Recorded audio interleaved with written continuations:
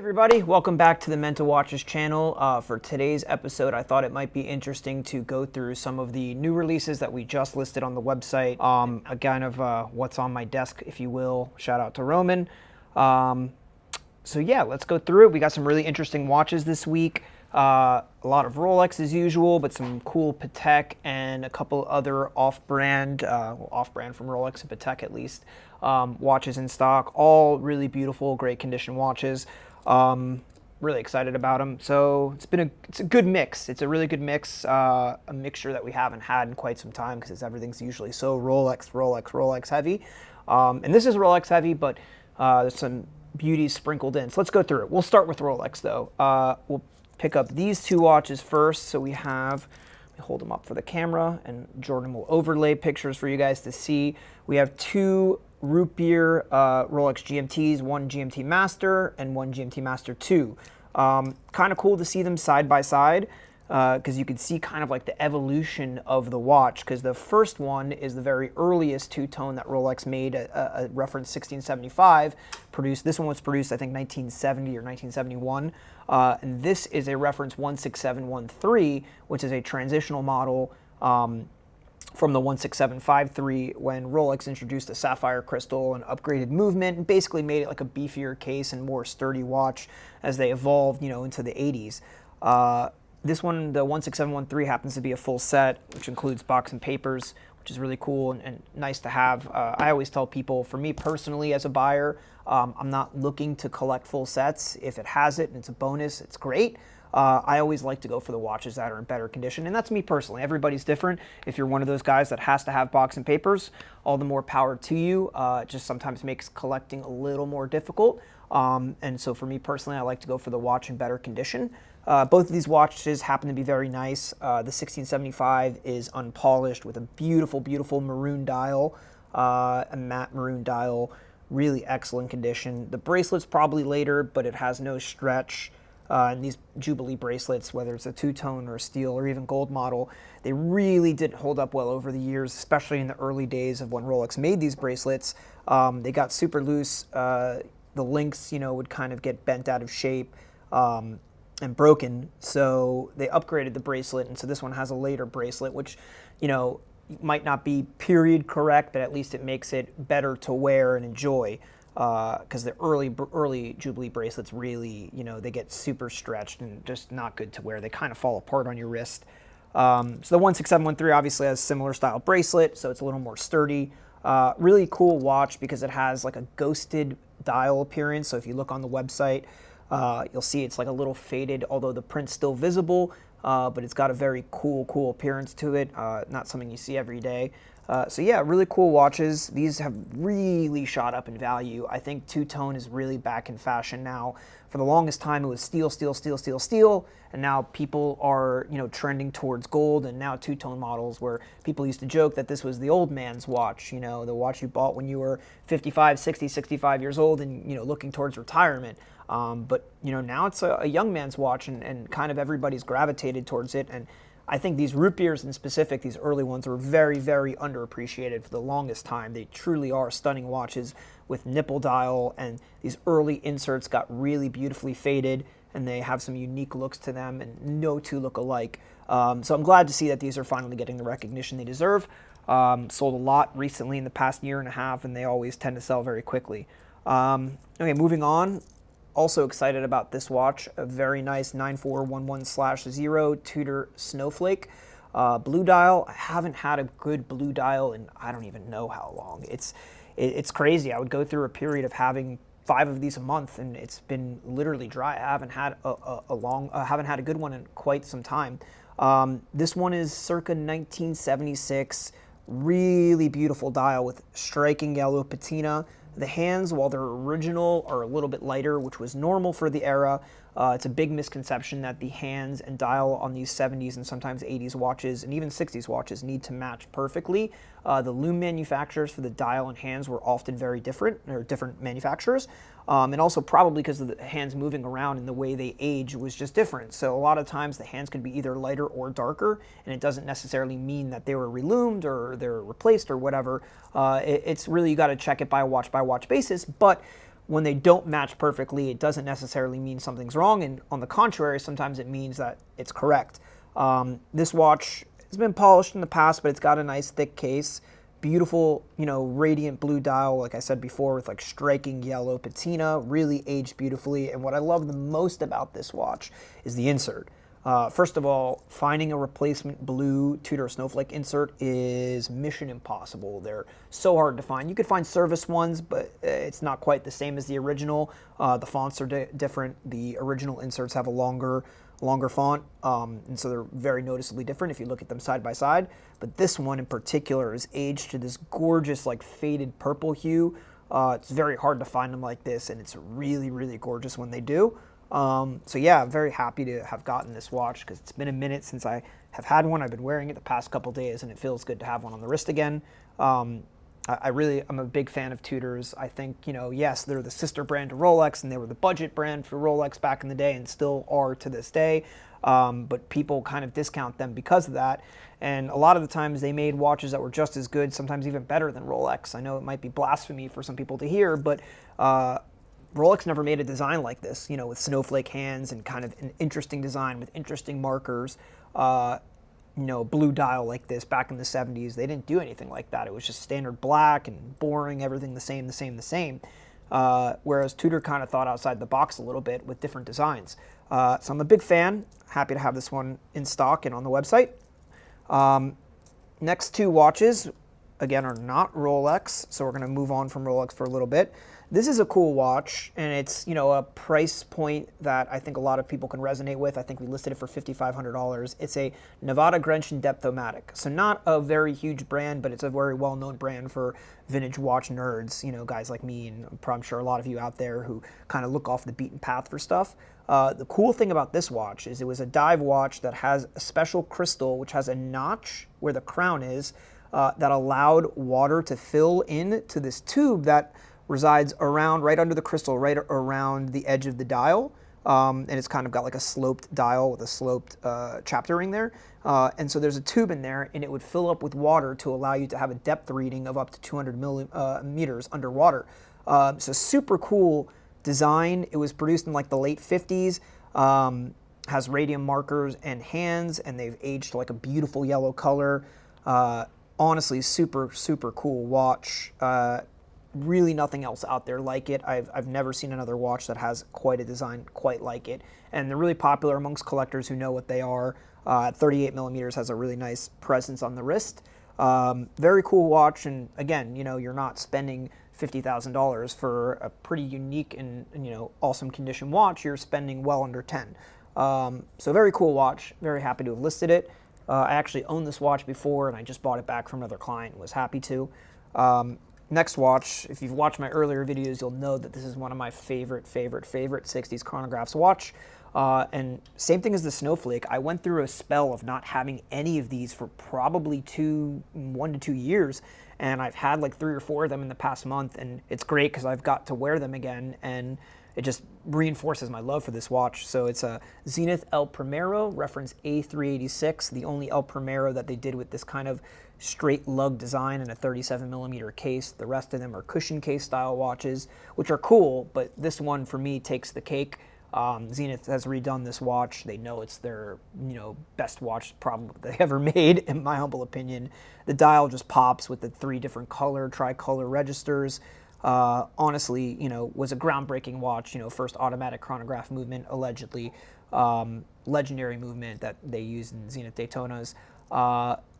And yeah, honestly, this one happens to be in great condition, really sharp case, really beautiful dial with no flaws, nice patina, and it has the original Gay Phrase ladder bracelet. And if you look at the date code on the bracelet, it dates to the 4th quarter of 1969 with correct ZJ end links, which is a big deal because, again, they're impossible to find if you don't have them. If you have to go out and buy these end links, probably cost you like $1,000 because if you need them, you'll pay whatever you can pay to get them to make your watch all correct. So this one's kind of like full spec in that regard, really nice condition, and yeah, it's probably going to grace my wrist before it goes off to its next home sometime soon.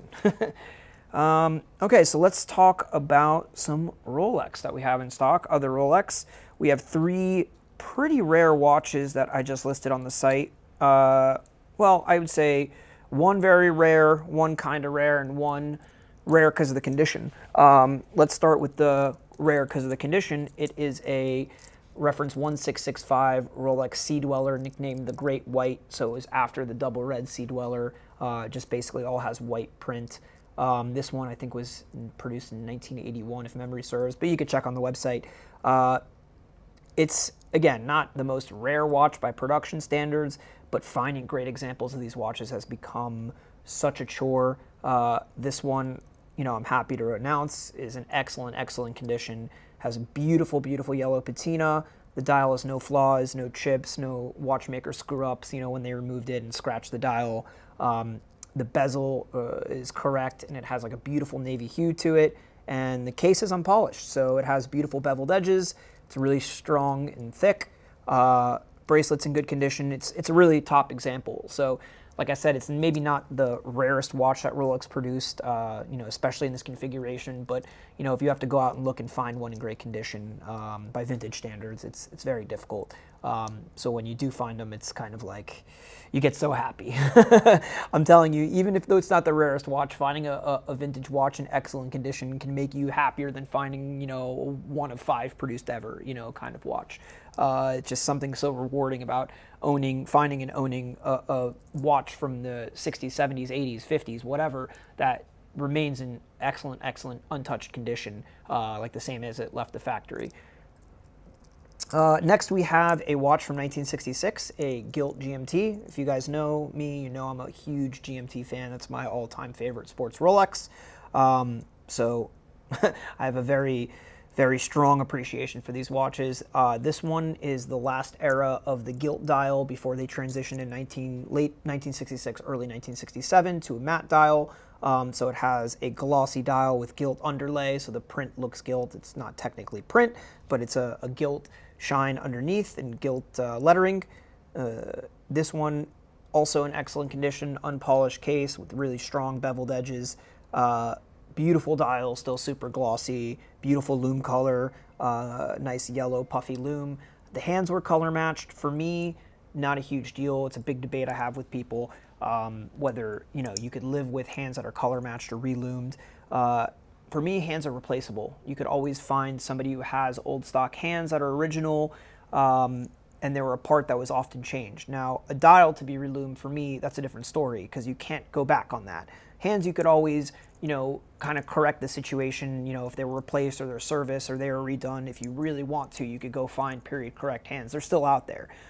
So for me, I'd rather have color matched hands than hands that are white or hands missing lume or, just kind of not attractive. I'd rather it look good, and you kind of just have to play with the price point at that point, So if they are color matched or they are, relumed hands, okay, that's fine. If you're willing to live with that, obviously just pay less of a price than you would if it was a completely all original example. But other than the color matched hands, this watch is full spec. It's got original bezel insert correct for the period. It has original Jubilee band, also dated to 1966. Overall, super watch, super attractive watch. Really good example. And I think I priced it at a fair price point for what it is, and considering the fact that the hands were redone to match the dial. So go check it out if you're in the market for one. Final Rolex of the new upload is a very rare watch, probably the rarest Rolex on this table, a reference 5512 Submariner, so a 4-liner, produced in a very small batch circa 1978 in what we call the maxi dial. So this is a maxi MK3, and what we mean by maxi are, if you take a look at the plots compared to a regular one, so the lume plots, you'll notice that they're bigger in size than compared to an earlier 5512, and this applies for 5513s and some other watches as well. The lume plots were bigger in size, so people, collectors and whatnot, designated them the maxi dials. The 5512 maxi dial is probably the rarest of all maxi dials. It's the most collected and most desired amongst collectors because they're very hard to find. Like I said just a minute ago, they were made in very small batches from like 77 to 79. You have to find them within a very specific serial range, and all the good ones are snatched up quickly, and they don't really make themselves available very often. Collectors don't really like to sell them.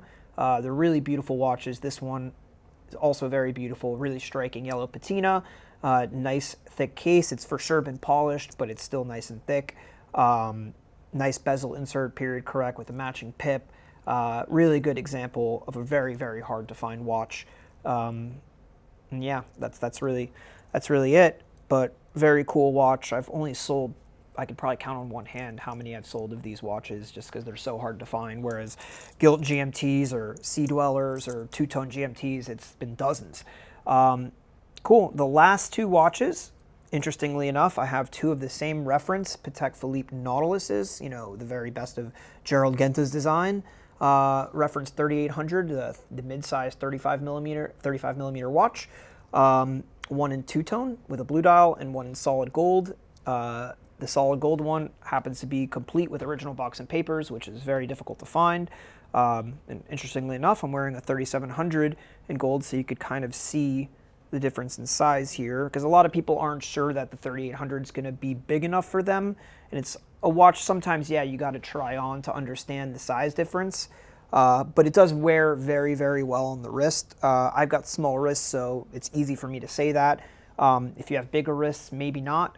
It's something you might need to try on first before committing to, which I know is difficult because not everybody has these in stock. They're getting very, very difficult to find. But if you do have a smaller or mid-sized wrist, it probably will fit you very well because of the integrated bracelet. It has a pretty good presence on the wrist. So let's see if we could film a quick wrist shot of it. The bracelet is pretty long, so it's kind of falling off my wrist, but it does wear very, very well. I think it's kind of actually the perfect size, for me at least. So yeah, two-tone. Interestingly enough, I was just talking with a buddy about these. This one I know is produced in 1996 because the papers say 1996, so it's easy to date. This two-tone, we've ordered the extract, but we haven't gotten confirmation of the year yet. But based on the black date window, I know that it was probably somewhere between 1981 and 1985. Interestingly enough, I just found this out 5 minutes before recording this video, is that although the steel model of this watch is more expensive right now than the two-tone, when these first came out, this is actually very, very interesting. The 3800 cost more than the 3700. So the mid-size watch, when these were released back in the day, in the 80s, 70s, 80s, 90s, was more expensive than the jumbo size 3700. To think about that now, it blows your mind, because these watches the jumbo watches have become incredibly expensive. In steel, gold, doesn't matter. They're six figures, and the two-tones are vastly approaching six figures as well. The 3800 was $3,000 when it was introduced, and the 3700 was $2,840. That's crazy. The two-tone model was $6,000 retail in 1982, so it was a little over $3,000 more than the steel, so almost double. Whereas in the current market, the steel ones go for more than the two-tones, and they sometimes go for more than the gold ones. But yeah, it's just absolutely crazy that the jumbo was cheaper than the mid-size. I guess they figured, so for the era, this was probably considered a very, very big watch. Now, by today's standards, it's the perfect size, and everybody wants larger size watches. But back in the late 70s, early 80s, probably through the early 90s, the mid-size was the size that everybody wanted, and that men wore. If you look at old photos of people wearing watches back in the day, generally men wore smaller sized watches. The jumbos were kind of seen as off-putting and too big. Not really in fashion. So anyways, going back to the watches, both in excellent condition, both appear possibly unpolished with sharp edges, perfect dials, perfect lume, great bracelets that are like fully linked. I love this two-tone one. I love this blue dial, how it interplays with the gold and the gold markers. It just kind of really, really pops. Huge fan of the blue dials on these 3800s. Whether it's steel or two-tone, really, really looks well. And the patina on the gold bezel is kind of patinaed on the top of the bezel, that it really shines kind of like an orange shine. It's a really, really attractive watch. And same for the gold. The gold, excellent condition. It's a white dial that has lume plots, so it has solid markers and then lume dots underneath it, which are all perfectly preserved. that have nice aged like a nice yellow color. Even though this was made in 1996, it still has like a nice yellow patina, probably because they used the same tritium, you know, back then as they did, you know, like in the 80s through the 90s. It's cool because it's a full set, so it has receipts, brochures, you know, booklets, a box, and most importantly, the original paperwork. Date of purchase 1996 in Bradenton, Florida. So upstate for me, probably, I don't know, where's Bradenton? 4 or 5 hours north, 3 hours north, Jordan says. Very cool, very, very cool watch. The dial says Blanc Ceramique, so I'm assuming that's white ceramic, so it matches the dial that's in there now. Very, very cool watch. These watches have exploded in popularity, probably because everybody has been priced out of the, or most people have been priced out of the jumbo models because they've just skyrocketed lately. And the 3800s are, you know, trailing not far behind in terms of percentage of, you know, appreciation. I remember steel models not long ago trading in the low 20s, and now you're paying 40 grand plus for one. We're talking about in the course of 2 years. But it's good because they're great watches. You know, they're not making more of them. They're the most popular, probably, sports watch on the planet, you know, the Nautilus and the Royal Oak right now. So I think the appreciation is warranted. I think these are great, you know, I hate to use the word investment, but they're great investments. They're only going to get more and more desirable as time goes on, and more people are going to want them. So if you're considering one, you know, I know prices are kind of at an all-time high right now, but I don't see the situation getting any better anytime soon. So if you're in the market for one, it's time to seriously consider jumping on that. And yeah, if you're in the market for a two-tone or gold, go check out the site now. We have 2 great examples in stock. And if you're in the market for a steel, just maybe send us a message and see if we can't find you one. But yeah, thanks for watching. So that's all we have for you for this week. Hope you enjoyed this video. If you have any questions, you know, comment below or drop us a message through our website or through Instagram. As always, like, comment, subscribe. Comment below if you think we should change anything about this segment or do anything differently for next time. And thanks for watching, guys. Have a nice week.